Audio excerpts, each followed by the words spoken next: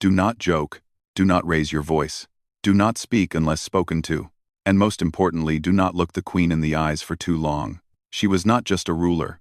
She was the alien queen of the Valari Dominion, an empire older than most stars humans had ever mapped.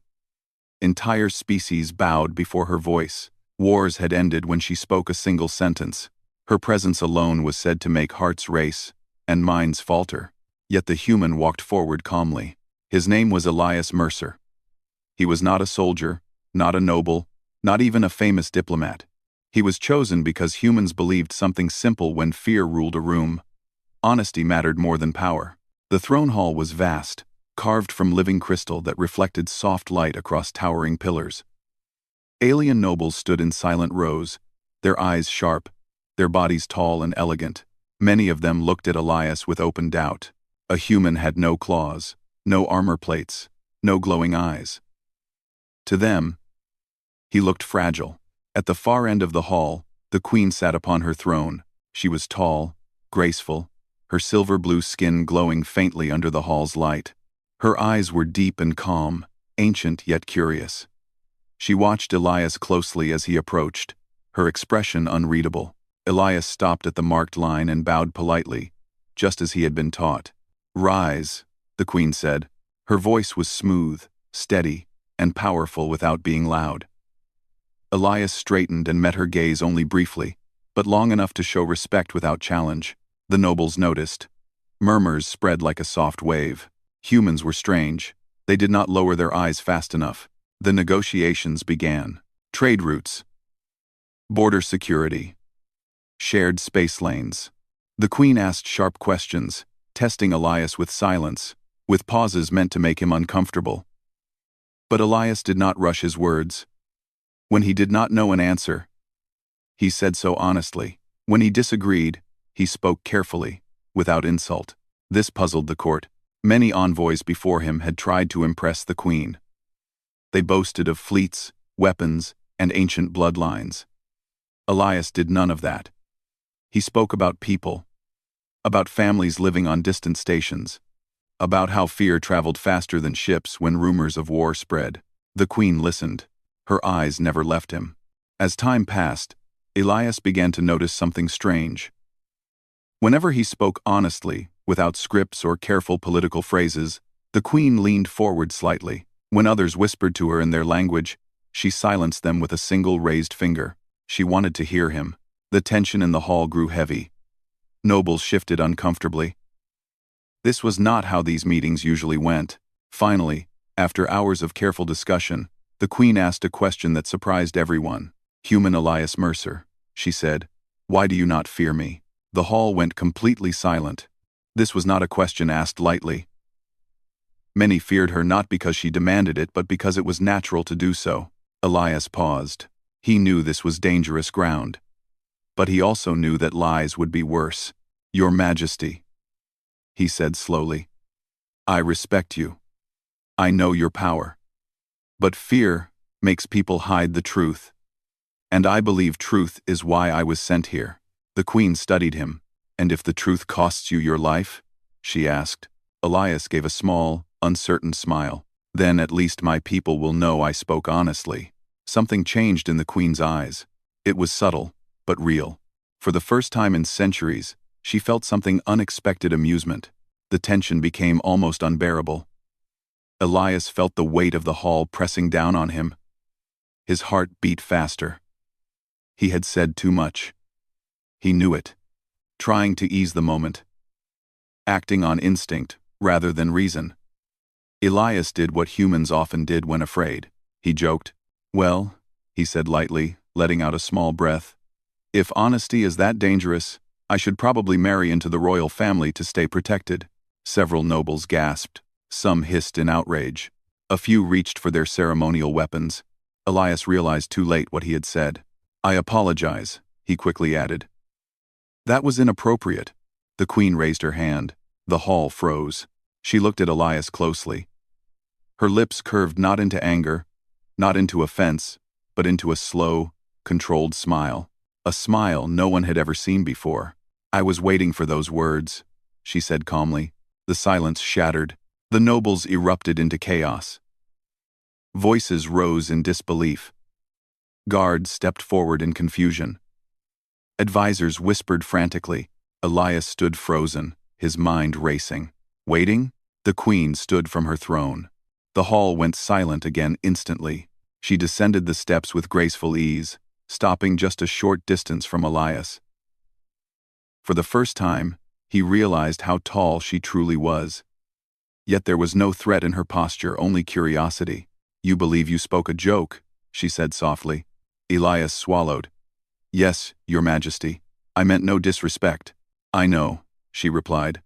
"That is why it matters." She turned slightly, addressing the court. "For generations, our people have ruled through strength, tradition, and silence. We are taught that words must always serve power." Her gaze returned to Elias. "But this human speaks without armor, without fear, without hiding." Murmurs spread again, this time uncertain. The queen stepped closer. "You do not know this," she continued. "But my people have searched for centuries for something rare. A partner who speaks truth, even when it risks everything." Elias could barely breathe. "I did not choose you today," she said. "I began observing your species long ago. Humans joke when afraid. They speak when silence would be safer. They stand before gods and still ask questions." She looked at him intently. "That is not weakness." The nobles were stunned. Some looked angry. Others looked afraid. Elias finally found his voice. "Your Majesty, I truly meant it as a joke." The queen nodded. "I know." Then she surprised him again. "But jokes often reveal truths even the speaker does not yet understand." She straightened and turned back toward the throne. "This session is ended," she declared. Guards escorted the nobles out, many still whispering in shock. Elias remained where he stood, unsure if he should move. The queen paused at the base of the throne and spoke without turning around. "You will remain in the palace as an honored guest." Elias blinked. "For how long, Your Majesty?" She glanced over her shoulder, her eyes calm and knowing.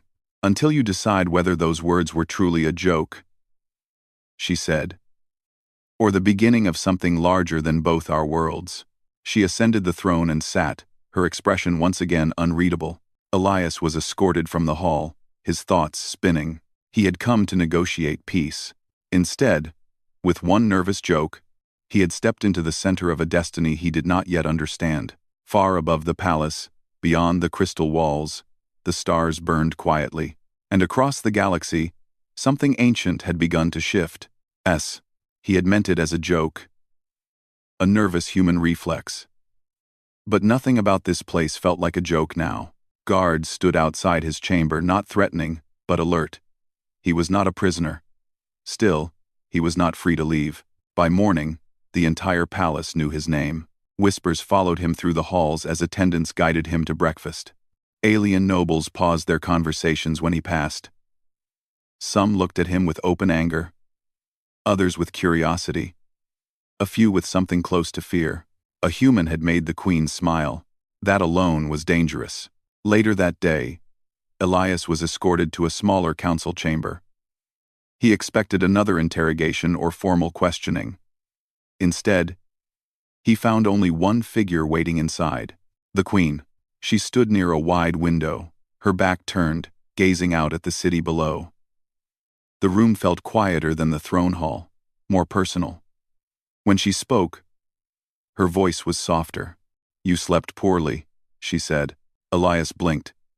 "Yes, Your Majesty." She turned, studying his face. "You are honest, even when it makes you uncomfortable." He gave a small smile. "I don't know how to be anything else." She motioned for him to sit. "Then speak freely. No titles.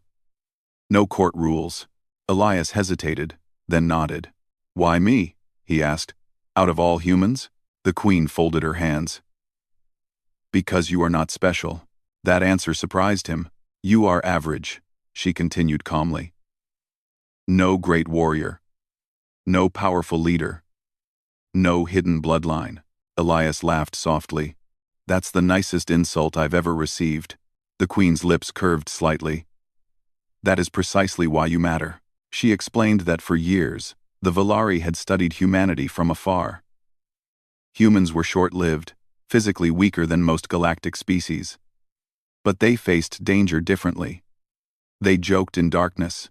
They protected strangers. They spoke truth even when silence promised safety. Most species seek partners who bring strength, she said. I seek one who brings balance. Elias leaned back slowly. And you think a human can do that? I know one can, she replied. Their conversation was interrupted by a sudden chime. An advisor entered, bowing quickly. Your Majesty, the advisor said, the High Circle requests an emergency session. The Queen's eyes hardened slightly. Of course they do. She dismissed Elias for the moment, but before he left, she spoke again. You should know, she said, that not all in this palace wish you well. Elias nodded. I figured. Do not change who you are, she added. That is what frightens them most. As the days passed, Elias learned just how true that was. Subtle resistance followed him everywhere. Servants avoided direct conversation. Meetings were delayed. Information went missing. Once, a walkway light failed just as he stepped forward, only for a guard to pull him back at the last second. An accident, they said. Elias began to understand. He was not being tested by strength or law. He was being tested by pressure. One evening, as he walked through a quiet garden under artificial moons, he noticed the Queen standing alone among tall crystal trees. She looked tired. Do you ever rest? He asked gently. She glanced at him. Rulers rest when the galaxy allows it. He considered that, then said, That sounds lonely. She studied him carefully. Most would not dare say that. Most people aren't human, he replied. For a moment, the Queen said nothing. Then she spoke quietly. I have ruled for over 2 centuries.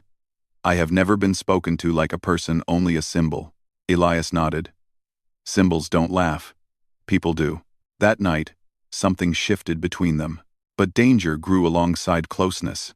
During a formal gathering days later, a noble openly challenged Elias. Tell us, human, the noble said loudly. What do you offer our queen? Your species brings no fleets worth mentioning. The room grew tense. Elias stood calmly. You're right. We don't offer fear. Gasps followed. We offer responsibility, he continued. When humans fail, we don't hide behind tradition. We admit it. We fix it. Together, the noble scoffed. Words mean nothing. Words shape actions, Elias replied. That's why you're afraid of them. Silence followed. The Queen rose. This human speaks for himself, she said, and that is enough. That night, an attempt was made on Elias's life. A malfunctioning transport pod locked its controls while he was inside. Alarms blared as the pod accelerated toward the edge of the city. Elias did not panic. He used simple logic, manual overrides, and the help of a frightened alien technician who froze under pressure. Elias talked him through it, calming him, guiding his hands. They survived. When the Queen arrived, she saw not a shaken human but one comforting another species. You could have saved only yourself, she said quietly afterward. Elias shrugged. That didn't feel right. The Queen looked at him for a long moment. In that moment, the decision she had delayed for centuries became clear.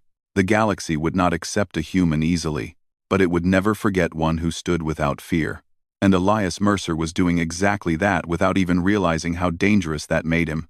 Far beyond the palace, messages spread. A human was changing the Valari court, and some believed that could not be allowed to continue. The trials were ancient, older than the palace itself. They were never meant for outsiders, especially not for a human. But tradition was the last weapon the nobles had left. Elias learned about them from the Queen herself. They want you to fail, she said calmly as they stood in a quiet observation chamber. If you refuse, they will call you unworthy.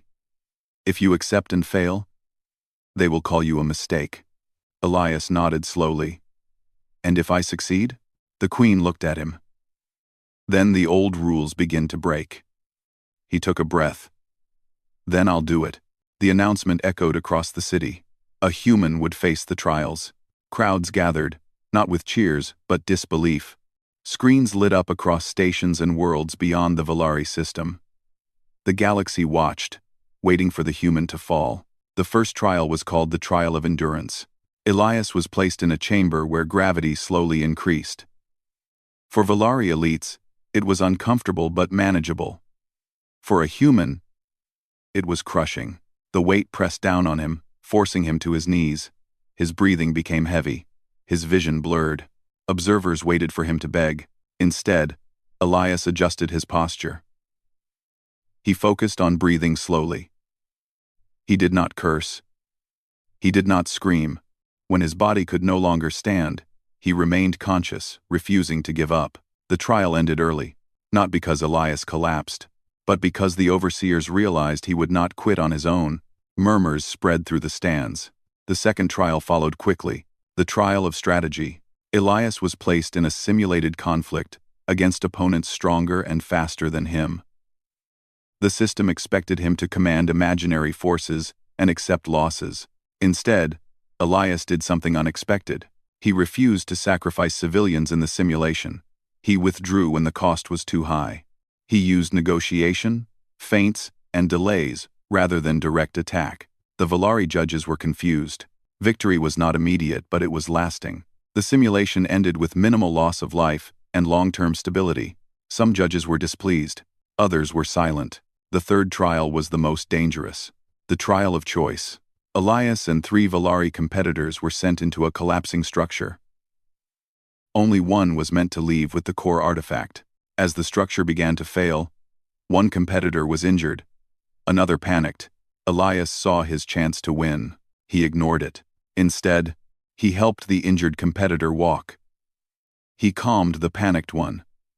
When the exit path collapsed, Elias redirected them all through a longer, more dangerous route. They escaped together. The artifact was lost. The crowd erupted in outrage. He failed, the nobles shouted. The queen remained silent. The judges argued for hours. Tradition said the artifact mattered. Reality said lives had been saved. Finally, the eldest judge spoke. The trial was not to claim power, the judge said slowly. The crowd fell silent. Elias was declared to have passed. That night, a quiet meeting took place in the queen's private chamber. "You were never meant to win their way," she said. "You were meant to expose it." Elias looked tired. "I don't want to break your world." "You are not breaking it," she replied. "You are showing it another path." But not everyone accepted that. As Elias left the chamber, alarms sounded. A section of the city lost power. Chaos followed. Emergency systems failed. This was no accident. A radical faction moved to take control, blaming the human for destabilizing tradition. Elias found himself in the middle of it. When a crowd turned hostile, guards prepared to force them back. Elias stepped forward. "Stop," he said. The guards hesitated. Elias raised his voice, not in anger, but clarity. "You're afraid," he told the crowd. "I would be too. Change feels like loss when you don't know what comes next." Someone shouted, "You don't belong here." Elias nodded. "You're right, I don't. But neither does fear rule forever." His words slowed the chaos. Not everyone listened, but enough did. By the time order was restored, the damage had been done. The queen stood beside him in public for the first time. "Let the galaxy see this," she declared. A human stood unarmed before fear, and it listened. That moment traveled faster than ships. Across distant systems, humans watched in silence. Across alien courts, leaders grew uneasy, because Elias Mercer was not winning through strength. He was changing what victory meant. And the final trial had not yet begun. The galaxy was about to decide whether that change would be allowed to survive. The galaxy did not wait long to respond. Within days of the trials, messages arrived from distant systems. Some were calm, some were angry, others were afraid. The idea that a human could stand beside the Valari queen after passing trials meant to break elites shook old beliefs. Change frightened those who lived by tradition, and fear always searched for a weapon. The threat came without warning. A massive fleet appeared at the edge of Valari space, claiming to act in defense of galactic balance. Their leaders spoke carefully, but their meaning was clear. They did not trust the Queen's choice. They did not trust humanity. They demanded the human be removed, or the Valari Dominion would face isolation, or worse. The palace went into emergency council. Nobles argued loudly. Some blamed Elias openly. Others demanded his exile to protect the empire. Fear spread through the chamber like smoke. Elias stood quietly at the edge of the room, listening. The Queen raised her hand. Silence followed. "This threat did not appear because of a human," she said calmly. "It appeared because our world is changing." She turned to Elias. "You should leave," one noble said sharply. "Your presence endangers us all." Elias finally spoke.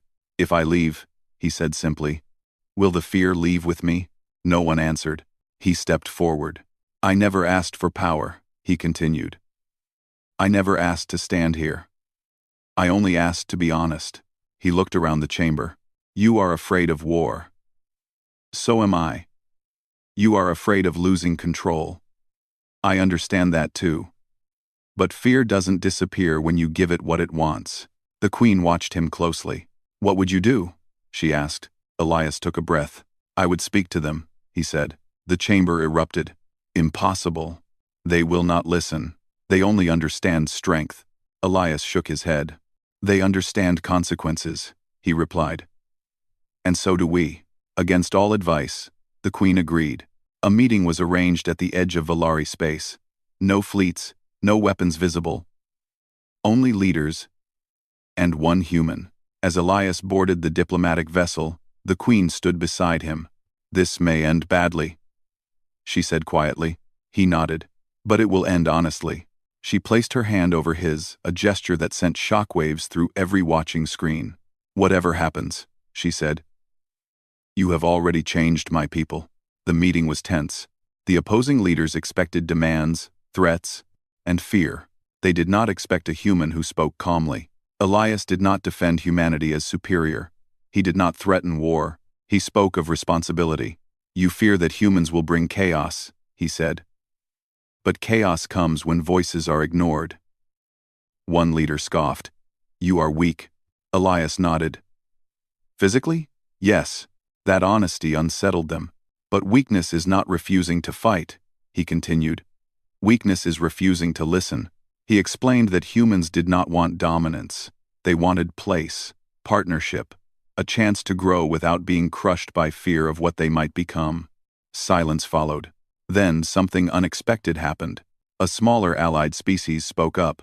"We have watched humans," their representative said. "They protect even those who mock them.